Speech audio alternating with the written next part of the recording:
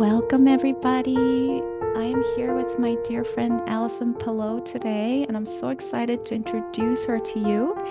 She is the author of the Amazon bestseller, Finally Thriving. I have her book right here. She's also the creator of the Finally Thriving program, a holistic personal trainer, and a personal growth guide. And I first met Allison in person at a local gathering here in Portland. And the moment she walked through the door, I could feel her grounding, nourishing presence, her bright light. She's just someone who really walks her talk and so committed to sharing this teaching of holistic wellness, not just about physical wellness, but mental and spiritual, and allowing people to tap into their higher expression and feel creative, get curious, and really teaching people to honor themselves. So I deeply respect and so excited to have Allison on the show today. Welcome, Allison. Thank you, Rieko. I really appreciate that. And I really love being honored by you right now. That was amazing. Thank you so much. Thank you so much. So we are here to talk today about one of both of our favorite topic right now, which is feeling the energy of your emotion. And I felt inspired to reach out to you, Allison, when I saw one of your Instagram posts that where you shared that about the importance of this and how when we try to tend to like analyze our emotions, we tend to want to just think about the emotion and figure it out. But as you said, emotions are not meant to be figured out. Yeah, can you tell us more about how you Yeah. arrived at that realization? Well, yeah, that was inspired. That post was really inspired by one of my teachers, one of my spiritual teachers who taught me that. And I came to the realization through her because I knew that years and years of going through all these years of self growth, self help, self development, emotional coaching, emotional intensives for myself, and even my wellness journey, it was always about trying to get better at something or fixing something within myself that I thought was broken. And so for years, I kind of went about emotional really connecting with my emotions through trying to change them into something else or make or not feel the bad things, right? Or try to bypass the negative emotions or what I was really honestly feeling. And that's just more of what I was doing before, uh through the years as a gymnast. And as I grew as a young girl, I was taught in my sport to suppress so much emotion. And we're seeing in the Olympics right now, like that kind of level of performance to some extent, you have to really get very mentally clear. And it's really, it doesn't leave much space to process your emotions, right? And you would hope that they would process the emotions. Many of them you see right now, they're processing these emotions as they win the gold or when they, win the silver or whatever. And then the emotions come out, but as they're in their sport, as they're in the moment of that level of performance, they're not really able to do that. There's a lot of suppression that goes on, right? So we also experience this. Regular people experience this in the corporate environment, right? It's a similar thing where we're taught to just not, it's like not acceptable to have an emotion in front of other people. And many environments are like this, in the professional world. So I just had this insight, this realization that, oh my God, when she shared this, I realized how I could integrate this into my own life. And the way she explained it was just basically that, we as long as we're analyzing how we feel, as long as we're trying to make sense of the emotion, it's going to stay in the head, and it turns into a thought instead of an emotion. So you actually do suppress it in a way where it just turns into a mental gymnastics activity, right? And that doesn't actually help us process the emotion, which is really a feeling. Emotions are, the definition of an emotion is energy in motion. And so for that energy to continue in motion, you have to allow that emotion to move through.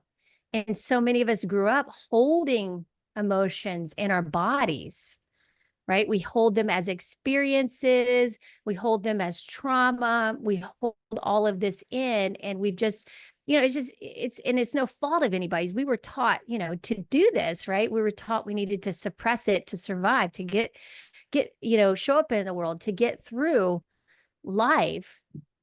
But we were never taught really how to be with our emotions, right? How to allow them to be there and acknowledge that they exist and really be honest with how we're feeling. And so when I came to this insight within myself, I realized, oh my God, like all this time I've been trying to analyze my emotions and I've been thinking that's the work. And, while I was doing some work, I was still creating stories. I was still creating, some kind of identity or story around the emotion that I was trying not to feel. Like I was still trying to not feel it. So really the easy solution to this for many people is to go beyond what we've been taught and to do what is so scary and so fearful for most of us, but very courageous at the same time, is to feel what we're afraid to feel. Because we think that if we feel it, we're going to become it, right? I think that's the one thing that came to me when I was going through this. I was pushing it away because, like, you were taught you don't want to feel that because you become that, right? But really, the truth of it is that when you actually feel something, you acknowledge that something exists, you actually dissipate the energy of it because it becomes, in a way, it becomes a part of you, but it doesn't create your identity, if that makes sense. So you are like, we are, and I talk about this in my community too, and how we can bring the physical and the energetic energy together. And this, in one way, is to alchemize. This is how we alchemize basically the energy of an emotion, is through feeling it and through acknowledging that, okay, this is real. This is what I'm feeling. And I'm not saying, I'm not judging it and saying this is a bad thing that I'm feeling this, or it's a bad emotion, because we categorize emotions as bad emotions and good emotions. So if we're feeling anger, if we're feeling sadness, we push it away. And over time that can create depression, right? And so in order to not go so far into the direction of depression or the direction of wallowing in something, or we think if we cry we're just never going to stop crying, and or maybe we are really getting into the emotion and we're kind of staying in that emotion, and that would be what would wallowing in the emotion would be, and kind of always identifying with it, right? So those are the two differences. So either, we either really are afraid to feel it, so we push it away, or we just get right into it and we identify it and we kind of become a victim of it, right? Instead of just not making it who we are, not making a story up about it, not identifying with it so much, but just being with it, and allowing yourself to feel that. And so I also share that, like, an emotion can be you could cry, you could feel joyful, you could feel angry, whatever it is. You could feel love, but sometimes an emotion just comes up as an energy, a sensation, right?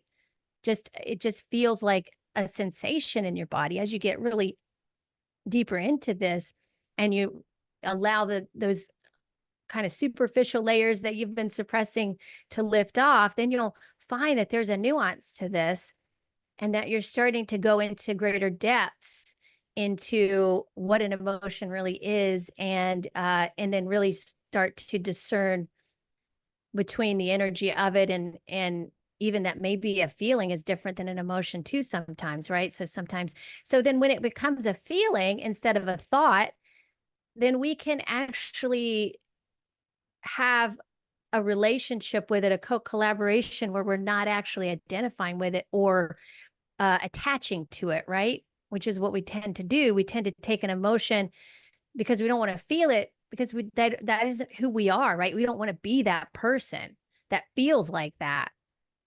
But the truth is we have all the feels, right? We have all the emotions. We all experience these things. That's not unique to anybody. But it's when you ignore it time and time again or suppress it is when it just amplifies more and more. And then it becomes distorted and it becomes completely something else, right? And so the problem with that is that it hangs out in your subconscious, right? And that ends up being what really runs the show. So it's kind of like your blind spot. So if we're suppressing, if we're just trying to push things away and keep it in the subconscious, then beknownst to us, that's what really creates our reality, right? That's what we end up seeing in the outside world, which is so ironic. The thing we're pushing away is the thing we're amplifying more in our lives. And then we end up seeing more of it. So my whole thing with that post was just like, you know, let's just make it simple. It doesn't have to be complex. Emotions could just be you going to the gym, moving your body and feeling an emotion come up. It could be like I've been experiencing with the Olympics, like just watching the Olympians in their glory and just having these emotions come up, just cry for no reason. It doesn't have to make sense. It doesn't have to have a story with it. It could just be what it is, right? So that was really what I felt was just so it was just really powerful to think of it like that because then we liberate ourselves from really limiting ourself in that belief system that we're only this thing or that thing, right? Because and so that's a lot of times why we push things away. Ah, I love this so much, Allison. I think so many people would resonate with everything you just shared. And how do you go about teaching people how to feel their emotions if they've been so locked up or disconnected from that? And like you said, so many of us are really scared to feel it because we are scared that we're going to have to, it's going to be us, that we're going to become that emotion. Yeah. So how do you go about teaching people how to feel? Yeah, that's a really good question, and I want to start by saying, look, I can relate because this is where I've come from, and the reason I can talk about these things is because I've experienced the depth of really what suppression feels like, right? What suppressing parts of yourself really it can work for a little while, but then eventually it becomes a form of suffering, right? Because you're just it creates frustration. It creates hiding, hiding from other people because you're afraid to be who you are, to feel what you feel in front of other people. I've been there. I'm still working through that sometimes and really being able to express my emotions in front of other people. That's why I've been taking an acting class to just put myself out there a little more to experience that, right? So there's creative things you can do, but I would just want to share that my background was a gymnast. I was a gymnast from age of a competitive gymnast from the age of 6 to 21. And like I said earlier, in order to really be able to get through my sport, be able to not get hurt, although I did get hurt a bunch, I really had to, at some level, suppress it. But also, when I suppressed my emotions also because my coaches were like, you're not allowed to cry in front of people. You got to have a smile on your face, act like everything's okay. And when you develop that way as a child, that program just trickles into your adulthood in a way that just feels like it's natural because that's what you've learned as you developed. So that's a little bit of my backstory on that. And so what I've learned too is that another reason why we suppress the emotions is because we want to do things physically. We want to do our job. We want to get through life, right? We have things to do. We have people to take care of. We have a job to do, or something to perform. And so we have to kind of put it away. But then when are you ever going to visit it again? When are you ever going to open that box and just like revisit this, right? So what I teach all of my clients, what I teach my students is to start to carve out space in your day for yourself so that you can be in your own energy. That's so important, first of all. Now, this can be in the form of meditation. I think meditation is great. Laying on the floor for 10 to 30 minutes and just being with yourself. You can listen to a guided meditation. It's just time for you to be in your own energy, to relax, not have anything to do, not have anything that you have to think about during that time.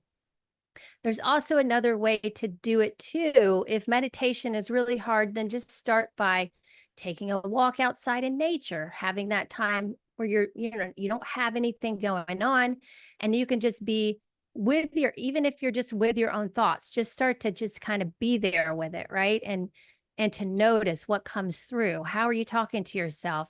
What are you thinking about 90% of the time? Are you worrying about things? Or are you noticing all the stuff around you? Where are you in all of that? Like, how present are you able to be during that time? Because that's a practice in itself. Is just the time that you open up for yourself is going to be a practice in presence with yourself, which is important, right? Because if we can't be present for ourselves, how are we going to be present for other people? And so that's a really important thing. And then some other things you could do are, I've really been talking to my group a lot lately, my community, about working out and how important that is, to just take time to, lean into your own self-care, right? Learn how to get in your body. Because, I know this is a spiritual podcast, right? We talk about spiritual things here. And many spiritual people are not able to, they just don't know the art of getting in the body, and how embodiment is very important for grounding yourself. So it's really hard to bring in those higher aspects of yourself spiritually if you're not grounded in your body. And I think exercise is the best way to do that. It really puts you in the present moment with yourself. You're tending to your body, you're valuing that vehicle that you're living in. You're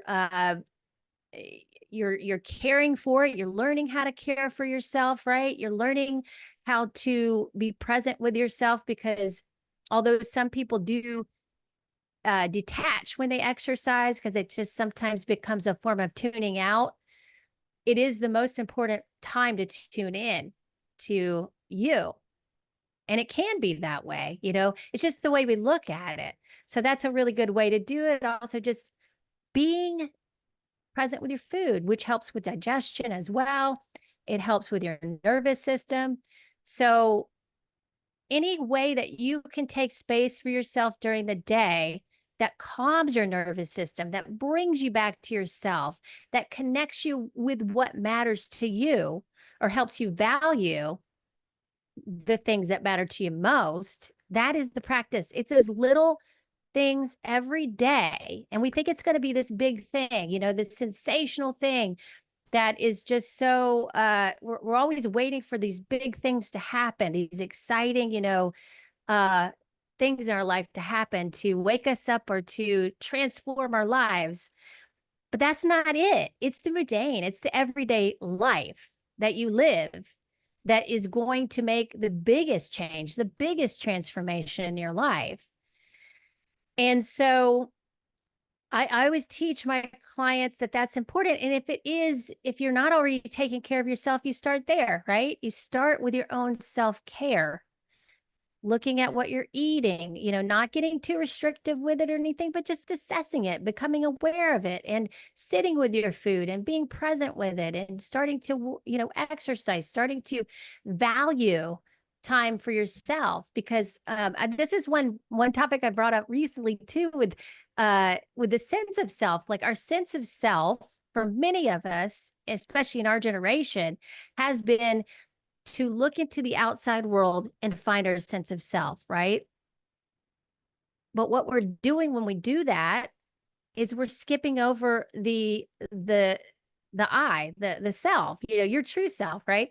So when you're younger, you're ideally supposed to develop the I, which is your relationship with yourself, your connection with yourself. And then you start to build a relationship with another person. So then you start to become aware and connect with the you. And then later you become aware of the outside world and you start connecting and building a relationship with your outside world. But many of us skipped over the I. And so we've been trying to search for this sense of self in the outside world without going within. And really, that's where it is. That's the foundation. Everything you experience in the outside world is going to be foundational. The foundational place of what you see is you. It's coming all from you, right? That sense of self.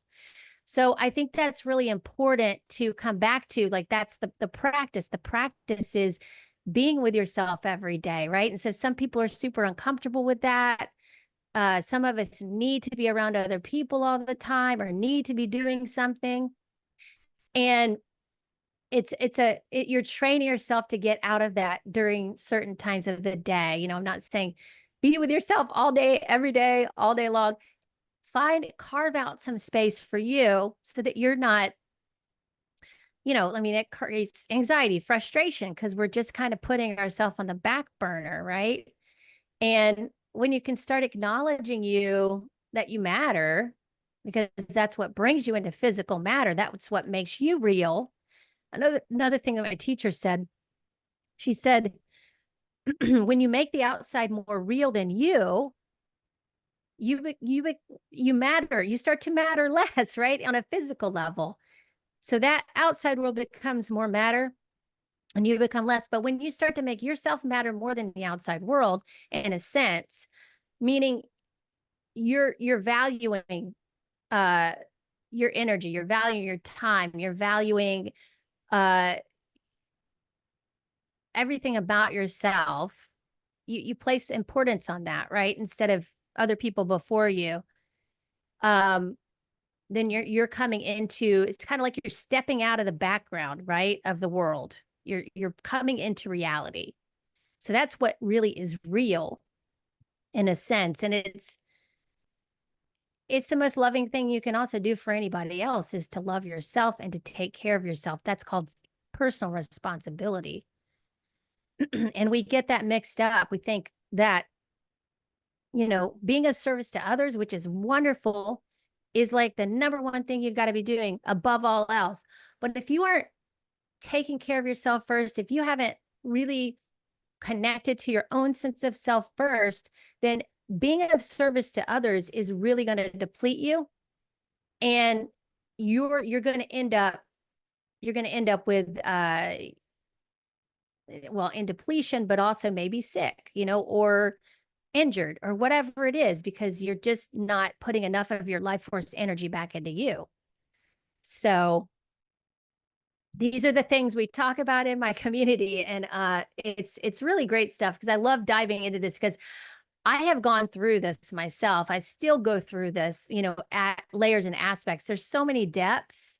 We just think that, oh, the buck stops here. Once we learn this about ourselves, then we're good. But no, there's there's infinite layers to that, right? So the self-development, the self-discovery journey can just keep going forever, really. There really is infinite layers. Oh my God. And I don't know where we get this idea from that we're supposed to arrive at some place, right? Where everything is hunky-dory, unicorns and rainbows, bliss, not feel any emotions. Exactly. I think it's called spiritual bypassing, actually. That is such a good point. I love that you bring up embodiment because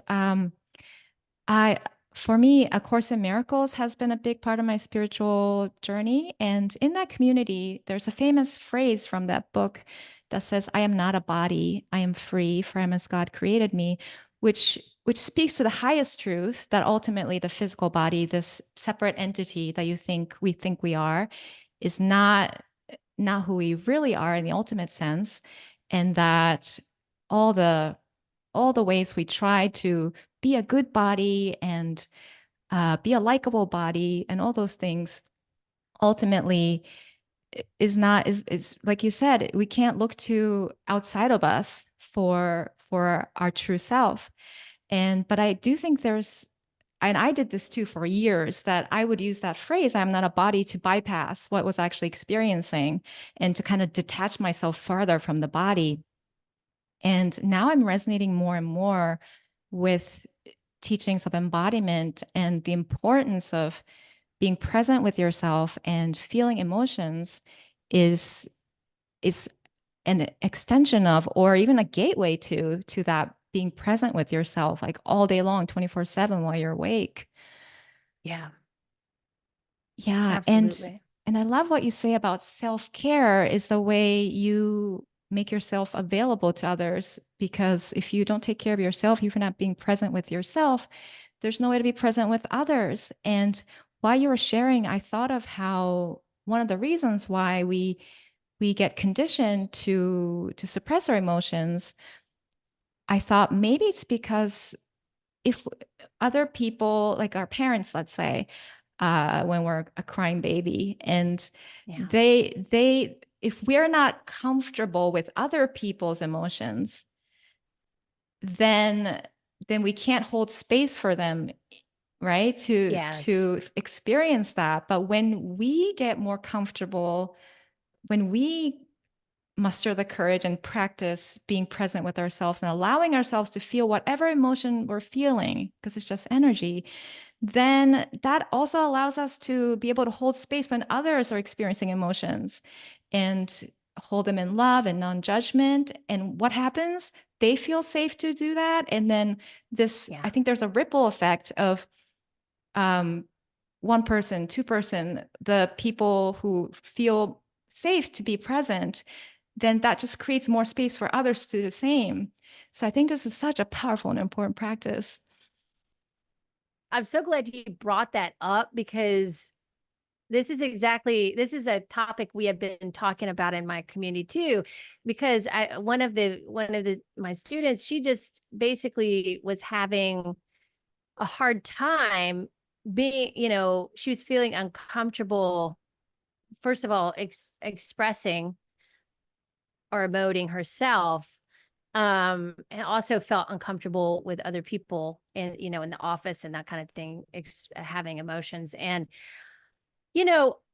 or didn't know how to handle that, if someone asked her, like, what do I do? And, so I think it does make us feel really uncomfortable around other people who are experiencing their emotions or feeling, because we haven't dealt with that within ourselves. And like you said, and that's really the key, is if you have resolved your emotions within you, it's going to be much easier to be present with someone else who's going through that. But if you haven't, it's going to trigger you, right? That's what triggers us, is we have this uncomfortable feeling around that because it's in us too, right? So it's kind of triggering us to feel it as well. That's why sometimes when you see a movie or, a sporting event, you just start crying because you're like, I don't know why I'm crying, but I just feel like crying right now. And so um I just think that if we can, yeah, like if we could just start to get more comfortable in the discomfort of being with our emotion, because it really is, it's a lot, it's discomfort because, and we've been trained to be comfortable, right? We're told in a lot of different places to, like, if this doesn't feel good, then don't do it, and there is nuance to that, right? I mean, and I think what that is trying to say is like, okay, if it's not in alignment with you, or if you don't feel intuitively in alignment with it, then don't do it. But it's like, it's not saying you never get uncomfortable in your life again. That's a bad thing. Like, no, we have to have, I mean, even with just if we're talking about exercise, like there's a level of discomfort there that you're going through to grow, to grow your muscles. And that's the same thing with your personal growth. You have to go through these levels of discomfort and being with it. So if something in you gets triggered or you feel really uncomfortable with someone who's around you, it's okay. Just be with be like, oh wow, like what am I feeling right now? Instead of trying to tell them not to do it or take care of them, like what, kind of connect with yourself about that. That would be ideal. And then you can start to be there for other people more when you've already taken care of yourself, when you've taken responsibility and for your own emotions and you're emotionally honest with yourself. Like that's emotional honesty. I like that term because it's just saying this is where I'm at right now and it's okay. It's, I'm safe, right? Exactly. Exactly. And your mention of trigger reminded me of this experience I used to have a lot when I lived in New York City. And, just walking down the streets of New York, you encounter many, many people with different experiences. And oftentimes there will be someone who's just shouting in anger to seemingly no one, maybe to themselves or maybe to somebody else, but they're just biking or walking down the street, just like screaming or shouting. And I would find myself kind of like recoiling and contracting and wishing they wouldn't, shout so loudly or wish they would, not do this in public and all that. But I have to say, when I sat with that feeling that was triggered in me by hearing someone shouting in anger, I realized, oh, there is that anger in me too. That anger that they're expressing that they just triggered in me is in me. It's like somebody said, you can only get orange juice from an orange. So if something comes up in you, it was there. It was there. Somebody didn't put it in there. It was there.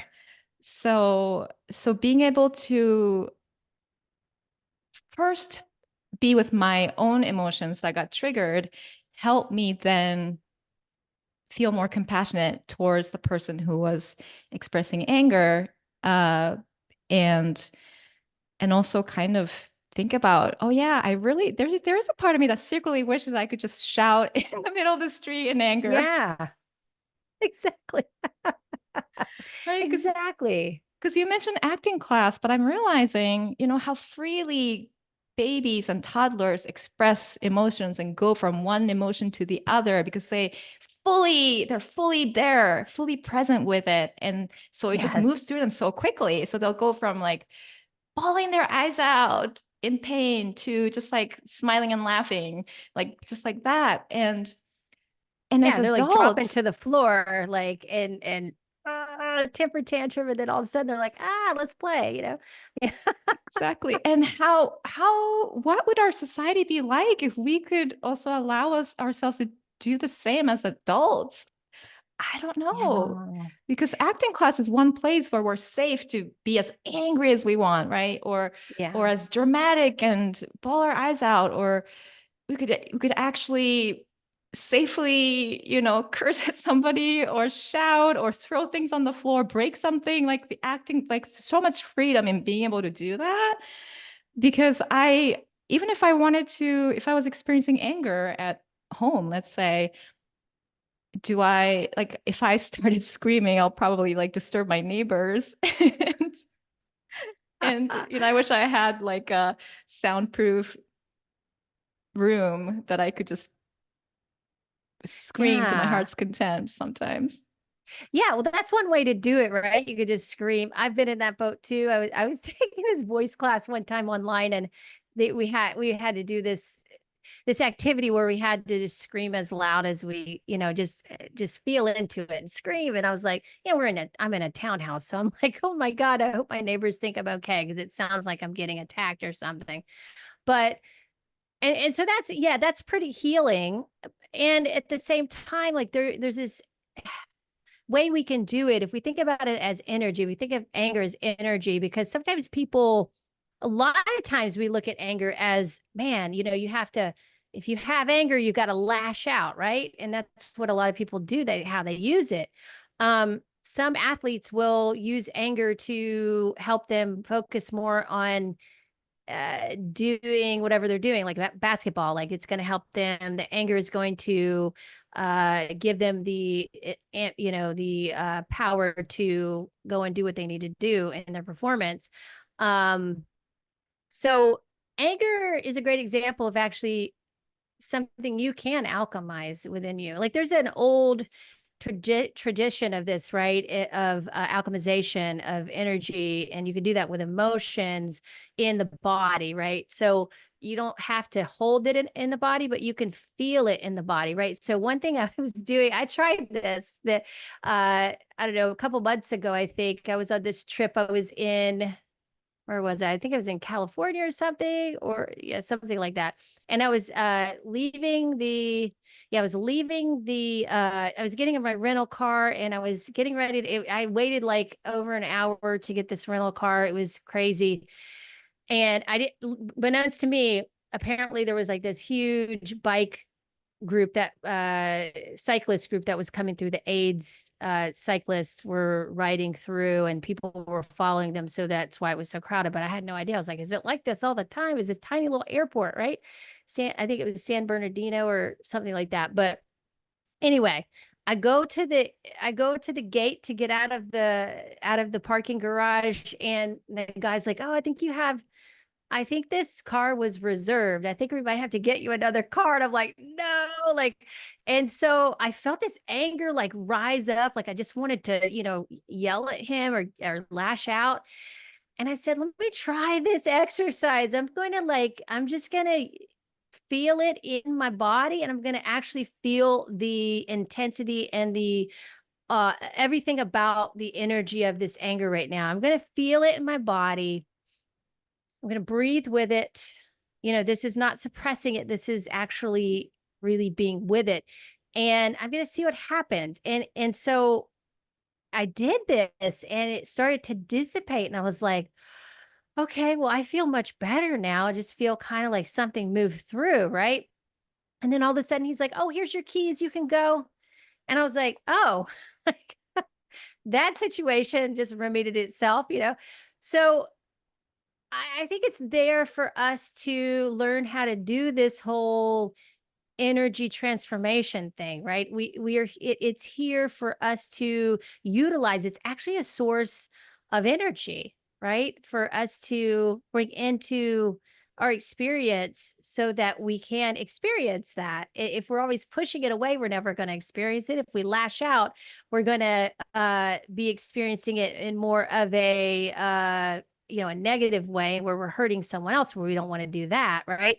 So and you would do this with really any emotion. Like sometimes, like I would say sadness is a good one too. A couple of, I guess about a month ago, I felt this intense sadness. And every time like these big energies from the sun come through, we have these solar flares where all this information is coming in, and the collective gets a dose of it too. It's like, I feel things kind of rise up, like old dense stuff, right? And this was a deep sadness, I think, that had been there for a long time, and it just rose up and I was feeling it. And I don't remember exactly what triggered it, but there was something that happened that kind of got me into this state. And I was like, okay, I'm just going to be with the sadness. I'm going to sit here with it. I'm going to cry if I need to. I'm going to feel the all aspects of this, the enormity of it. Not going to be overwhelmed by, just like be with it, right?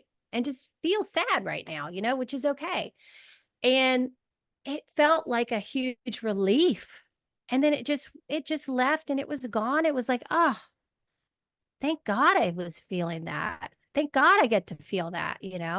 So it's like, I think we're afraid that this is going to be a permanent part of us and we're going to be like this for the rest of our lives. But no, when you just allow it to move through and change and transform, then you're better able to see the light at the end of the tunnel on the other side, right? Because really, ultimately, you're bringing light to that feeling or that emotion that was dense before by just being with it. Like it's a, like, think of it like a child. If you keep ignoring the child's going to get pissed. Child's going to get mad. They're going to keep pulling on your pants. They're going to stop. They're going to scream. They're just going to keep getting louder so that until you pay attention. It's the same thing with something like an emotion. It's just going to continue to amplify. So just remember that if you can just be with it, acknowledge it, and be like, okay, all I'm going to do is just be here, be still, feel it. I don't need to do anything.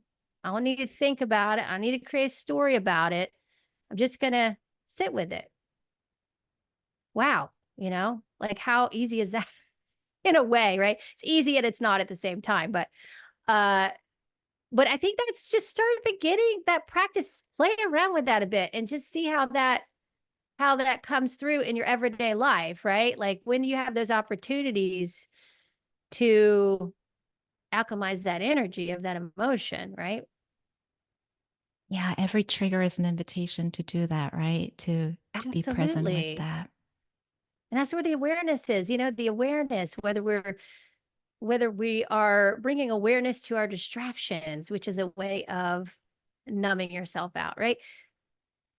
If we can be distracted, if we could be numb, if we can be disconnected, then if we know the feeling of that, if you bring awareness to that and you're with it in the moment of it, then you'll automatically know what it feels like to be connected. You'll automatically know what it feels like to be truly feel, you'll feel from numbness to feeling, from disconnection to connection, right? But if you aren't really feeling the disconnection, if you're not feeling the distraction, if you're not feeling the numbness or discerning between those two, right?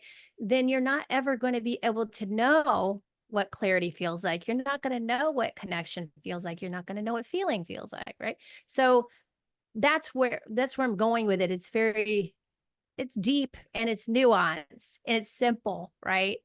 And so many of us are making it more complex than it is. So I think it's the practice of you being and with your and so the practice of yourself being with yourself, but also just creating space, because half the time we don't do this because we're not really creating enough space for ourselves in our day to even just slow down and feel anything, right?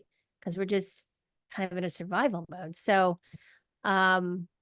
but I just think it's so fascinating, and it's your own experience, right? So you get to do it how you want, and I think it's one of the most important things we can do right now to even if you look at the world and we're like, oh, all this stuff going on in the world, I want to change it. Well, it really is true. I know it's a cliche, but you got to start with yourself. That's the only way to do it. Yeah, I was thinking about the how the expression of the emotion is not necessarily the same as being fully present with it, or that it's especially with the anger example that you experienced at the rental situation of that so many people go back to the news over and over again and feel triggered. Yeah, And yet I get the sense that a lot of them probably are not yet fully present with what they're feeling, whatever that news is triggering in them. And so they would, you know, go and talk to somebody else about the news and say how terrible it is, and kind of share a low grade anger about that together. Or, um, but really, if everyone did that, if all of us could step into that courage of just giving our emotions space, I actually believe that it could transform the entire collective consciousness and how we are as a planet, as a society, as a civilization. absolutely. I agree 100%. Yeah. And expression is a great thing too. I think creatively expressing and expressing your emotions through what you need to communicate, through maybe singing or whatever, however you want to, screaming, or whatever it is. That's also very healthy. And I also think you don't want to bypass being still with it, because I think that's what a lot of people miss, because you always want to do something about something, right? There's always something to do. But what if it wasn't about what you're doing, but rather how you're practicing stillness in your life? Absolutely. So you mentioned the importance of creating time for yourself to do that. How did you go about creating time for yourself in the very beginning of your journey of realizing how important it is to take care of yourself first? Yeah, that was definitely a journey. I was not doing that very well most of my life, because I was, as I mentioned earlier, I was a competitive gymnast. So I literally, my day was scheduled for me, from the time I woke up until the time right after I ate and went to bed. So I never had any freedom in my schedule. And again, that was my choice. I chose to do that sport. I chose to do that, but I think when I was younger, I didn't really know what I was getting into. And then by the time I was older, I was like, oh, I'm already doing this. This is who I am, like I can't get out of it until I'm ready to retire. And so, because I was really attached to the identity, because I didn't really know what I would do or who I would be without gymnastics. And so as I became an adult, I actually really, in my early 20s, I was pretty relieved initially to not have anything to do. I was like, oh, this is great. I love it. But then the young life crisis came in, the self crisis came in, and I just had this, like, I felt like the rug was pulled out from under me. Like, who am I? I'm not doing gymnastics anymore. And that's all I was doing. And I was always doing something, and now I'm not. And so, oh my God, I don't know what to do. Right. And eventually, things, I started my life, I had my kids, and I started on that path. And I would say, after it really was, it kind of started with me having kids. When I had my first child, Murphy, I decided I at first was gonna work and have kids, but then I was like, that's too much. I'm just gonna be a stay-at-home mom. And that was the most fun job in the world. And at the same time, it was so hard, because it was hard for me to be present. I was used to the extraordinary in my life, right? A lot of extraordinary stuff. And I wasn't really used to just being still and doing nothing, and being present with people and my kids and that kind of thing. So that was a challenge for me. And so I go into my eventually, stay at home, I think, for 3 or 4 years. And then I get into holistic health and that career in a personal training. I start to learn more about that, and lifestyle and emotions and exercise, and how this all factors into our well-being and our mental health, and all of these things, and spiritual health. And then it took some years, and then eventually I was like, you know this is really, then I eventually I just kind of stacked my schedule up with lots of clients again, and I was busy, busy, busy. And then COVID happened, right? And then I eventually was realizing that, oh my God, like I really value this space for myself. Like, I haven't ever realized I needed this that much. And when I started to slow down more, I realized I really needed more rest. I didn't need to be waking up with the alarm every day. And my body started to feel better. And I started to not have as much, things on my calendar. And so I started making more space on my calendar for myself, and realizing that I actually needed this time, this extra time for myself. Because think about this, Rieko, like, how many years have we been not spending time with ourselves? How many years have we been looking outside ourselves for our sense of identity, for our sense of self? And then and then we're expected to do this in like a month or a week, right? No, this takes a lot of time. And I realized that. And I was like, oh, this is going to be probably the rest of my life that I have to learn, the next half of my life, right?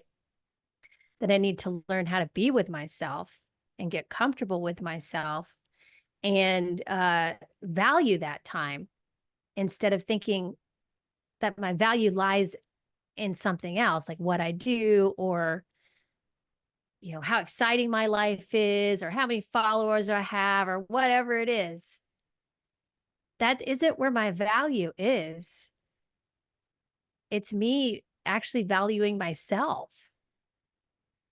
And I know that's going to take the rest of my life to develop that sense of self. It might not take that long, but I'm giving myself enough space to do that now, right? So I realized, oh my God, like I I'm trying to do this like I've done everything else, try to fit it into this small like time span when I just could give myself enough space to reconnect with my own sense of self and then come from that lens of from within and then look at the world that way instead of looking at the world to shape what I do inside or how I feel inside, right? And so that I think for me, I realized that that was so huge and important, especially after I wrote the book too. And what came through in that book was that, yeah, this is extremely important and it's everything. That's the practice. And so that's why I wanted to create a way that I could share that with others and help them integrate that in their lives. Cause I was seeing so many of my clients they were just trying to kind of fit the workout in and then do everything else. And it was, you know, again, just trying to fix the body or trying to get the body to do this so they could do all that other stuff, and it's like, well, no, the body actually wants us to be fully present with it. It's really important. Just like anything else, like your body doesn't want you to try to fix it or change it to be something else. It just wants you to accept it where it's at and then support it, give it what it needs, collaborate with it. Because it actually has its own consciousness too. Your body does. And that's one way that I help people in the gym is their bodies communicate with me. I've been doing this for 20 years. So by now I know, you know, what people's bodies needs. They just tell their bodies just communicate to me whether the person knows or not, or I can figure out based on what they tell me as well. Their body talks through them as well, about what they really need, and then I can help intuitively that way. And that's a skill I've built over the years. So people are like, how do you know? How'd you know I needed that? Well, your body told me. So our bodies are talking to us all the time, but we're just not giving much space for that. So that's part of it too. But yeah, there's so many things that we're not noticing about ourselves. There's so many things we're not noticing about the world around us because we're not really taking the time to be still and breathe and take it in, right? We're trying to rush through it. Why? Why are we rushing through this? Why? You know? Like, it's Yeah. okay if you're not doing anything. You're not a loser because you don't have any plans this weekend. You know, it's like you don't need to impress anybody. You don't even need to impress yourself. You just do what you feel is right for you and honor that. It's really honoring ourselves, right? On a daily basis. So, Mm, that's yeah, so beautiful. Thank you so much. you're I would welcome. love to hear a little bit about your community, the Finally Thriving community. Oh, absolutely. This has been going for a couple months now. It's a new thing that I started after the Thrive group. I changed the Finally Thriving class to Thrive, and I'm going to be offering another 12-week course and coaching program in August. Later in August is when we start our live call, is on the 22nd. And registration for that will be open through September. But if that's not the right thing for you right now, the community is something that I created for people who need like that supportive community of other people who are in the same path. and really there's something that happens in a group that is different than when you're working with someone one-on-one. In a group dynamic, everybody is bringing certain aspects to the table. Like, for example, if someone asks a question, it might be a question maybe you had too, but you just didn't think about asking it, or maybe you were thinking about asking it. So, and when people also get advice, I do personal readings on their health and their wellness and personal growth in that too. And sometimes those things will we'll just kind of fine tune or recalibrate their wellness and what they're doing, or if they have a question or a challenge they're going through.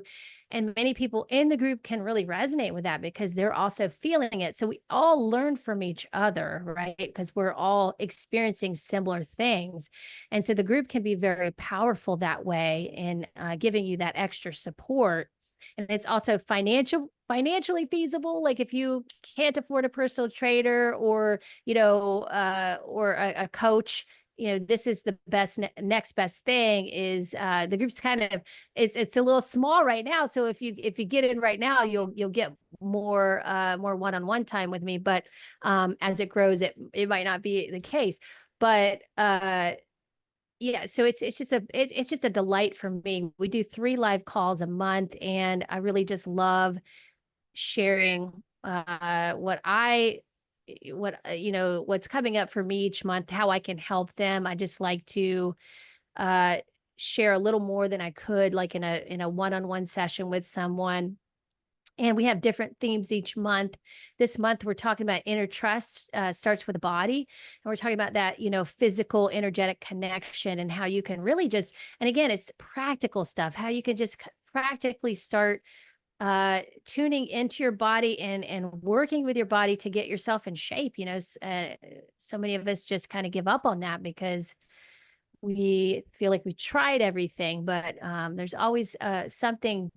Maybe there's something you're missing, right? There's a blind spot there. So your physical really is also your spiritual, right? They go hand in hand, and we have to be healthy in each of them. So we really talk about everything from health to nutrition to fitness to spirituality, personal growth, and different, like I said, different theme each month. So it's a lot of fun. And they get my food and fitness foundation course with that too. And so, yeah, that would be I would be delighted to have anybody listening to this join. It would be really fantastic. But it's really, it's one of my loves right now. I just love, I love the group, and there's a wonderful group of people, and I'm just excited to watch it grow. Oh, so how can people get in touch with you if they want to find out more about this and join the group? Yeah, you can go to my website, AllisonPelot.com, and there's on the drop down under coaching, there's the community. You can sign up for it. You can set up a consultation with me, and we can talk, and we can figure out, okay, what is the best thing for you? Because I also offer one-on-one personal training here in Portland, Oregon. And if you're in another place, online as well. I have a studio at my house that we meet at for that if we're in person. And I do like I said, the Thrive program is a little bit more comprehensive. We go through the aligning the mind, connecting with the body, and then listening to the spirit. It's more about the book, and we go through deeper aspects of that together. And so there's different things that I offer. So if you really aren't sure where to start, you can always just set up a call with me, and we can talk about it. And you can go to my website to find that. You can just contact me through the website. Wonderful. Oh, Allison, Yeah. it's been such a joy today. I wish I could just keep talking to you for another hour. This is so much fun. Well, I'll have to come back at some Yes, point. definitely. I would love that. I would love that. So I'd like to say a short prayer to close. Thank you, everybody, for tuning in. Ah, and so breathing, just because that's what we're doing right now. Nothing else to do, nowhere else to be. Just giving ourselves the space to be with whatever is here. And allowing ourselves to feel, think, experience whatever we're experiencing. And we're safe to do this. We're always welcome to do this. And I am so grateful for everything that Allison shared with everybody, with all of us today. The inspiration, the wisdom that flows through her, the fact that she's walking this journey with us. We are there together, learning how to be there for ourselves, learning how to get comfortable with feeling uncomfortable, to give ourselves space, hold ourselves in unconditional love, let the emotions move. So grateful for all the healing that's happening now as we speak. We don't have to know how it's going to happen. The healing is already happening. And we're not alone in this. We're doing this together. So blessed, so guided. We're here as one, and so it is.